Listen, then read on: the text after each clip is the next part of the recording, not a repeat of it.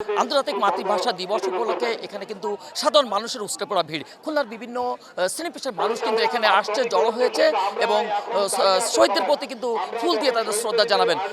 জানিয়েছেন প্রথমেই খুলনা মহানগর এবং জেলা মুক্তিযোদ্ধা সংসদ বাট 1 মিনিটে তারা কিন্তু শহীদ বেদিতে ফুল দিয়েছেন এবং শহীদদের প্রতি শ্রদ্ধা জানিয়েছেন। সে সাথে তাদের মাগফিরাত কামনাও করেছেন। এরপরে কিন্তু জেলা প্রশাসনের পক্ষ থেকে, বিভাগীয় কমিশনার পক্ষ থেকে এবং মেট্রোপলিটন পুলিশ, জেলা পুলিশের পক্ষ থেকে কিন্তু শ্রদ্ধা জানিয়েছেন ফুল দিয়ে।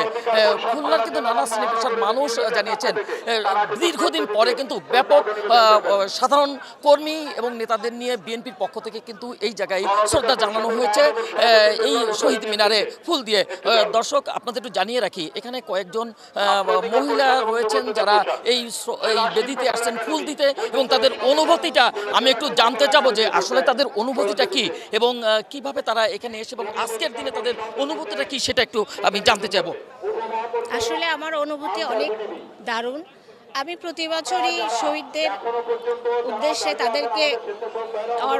তাদের পায়ে অর্ঘ্য দেওয়ার জন্য আসি এবং আমি আমার সন্তানদেরকেও সাথে রাখি যাতে তাদের এই অনুভূতিটা তারা বহন করতে পারে। আমার বাচ্চা, আমার হাজব্যান্ড, আমরা সবাই একসাথে এসেছি এখানে শহীদদের সম্মান জানাতে। নিঃসন্দেহে এটা আমাদের জন্য একটা অনেক বড় পাওয়া এবং আসলে এটা আমরা এটাকে ধারণ করি, লালন করি। সো সেটারই একটা বহিঃপ্রকাশের একটি দিন মাত্র। এটা আসলে আমরা প্রতিদিনই আমরা যাপন করি এই বিষয়টা। যে ভাষা নিয়ে কথা বলছি, যে ভাষায় কথা বলছি, সেটার পাওয়ার জন্য যে সংগ্রামটা হয়েছিল তারই একটা ফলশ্রুতি। সো এটা নিঃসন্দেহে একটা অনেক বড় পাওয়া আমাদের জন্য। আসলে আজকের দিনটা আমাদের জন্য অনেক গুরুত্বপূর্ণ একটা দিন। আমরা আমাদের ভাষা শহীদদেরকে শ্রদ্ধা জানানো আসলে আমাদের জাতিগত দায়িত্বের মধ্যে পড়ে। এমন একটা দিন আমরা পেয়েছি যে একমাত্র পৃথিবীতে আমাদের একমাত্র আমাদের ভাষার জন্যই আমাদের দেশের মানুষেরা প্রাণ দিয়েছে, রক্ত দিয়েছে। তো আমাদের প্রত্যেকেরই নাগরিক কর্তব্য এবং দায়িত্ব যে আমরা যেন ভাবগাম্ভীর্যপূর্ণভাবে এই দিনটাকে উদযাপন করি সবসময়ের জন্য এবং আমাদের এই দিনটাকে আমাদের পরবর্তী জেনারেশনের কাছে সুন্দরভাবে তুলে ধরা আমাদের নৈতিক দায়িত্বের মধ্যে পড়ে। তো আমি আশা করব যে আমাদের রাষ্ট্রীয় পর্যায়ে এই দিনকে আরও সুন্দরভাবে, আরও ভালোভাবে যেন তুলে ধরা হয় আমাদের পরবর্তী প্রজন্মের কাছে। এটাই আমার আসলে বলার। ধন্যবাদ।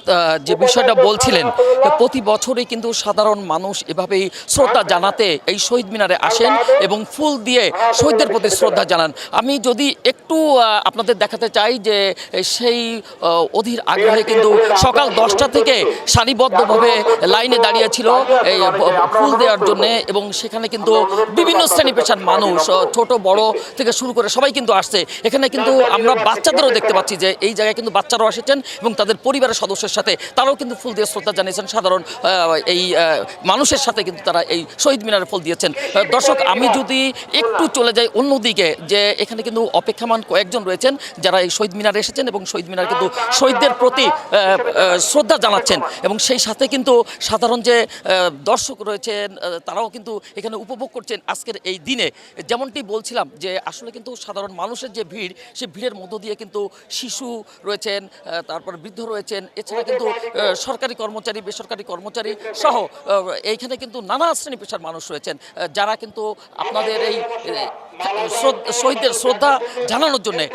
আমরা যদি একটু যাই সামনের দিকে, যে এখানে কিন্তু কয়েকজন মহিলা রয়েছে এবং তাদের অনুভূতিটা কি আজকে কিন্তু যদি জানতে চাই তাহলে তারা বলবেন যে আসলে অনুভূতিটা কি।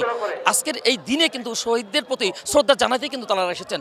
আজকে আপনি এখানে এসেছেন শহীদদের প্রতি শ্রদ্ধা জানাতে, আপনার অনুভূতিটা কেমন? অনেক ভালো, অনেক ভালো। অনুভূতিটা কেমন একটু বলবেন আমাদের?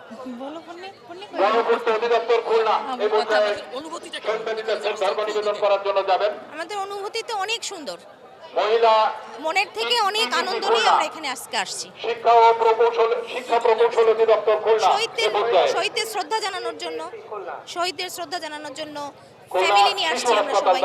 দর্শক যেভাবে বলছিল সবাই কিন্তু একই কথা বলছেন যে সাধারণ মানুষ যে এখানে আসছেন, সাধারণ মানুষের যে উছড়ে পড়া ভিড়, এটা কিন্তু শুধু শহীদদের প্রতি শ্রদ্ধা জানানো না, এটা কিন্তু একটা অন্তরের টান। মায়ের যে ভাষা, সে মায়ের ভাষার টানে কিন্তু এখানে এসেছেন এবং শহীদদের প্রতি সেই গভীর শ্রদ্ধা জানিয়েছেন।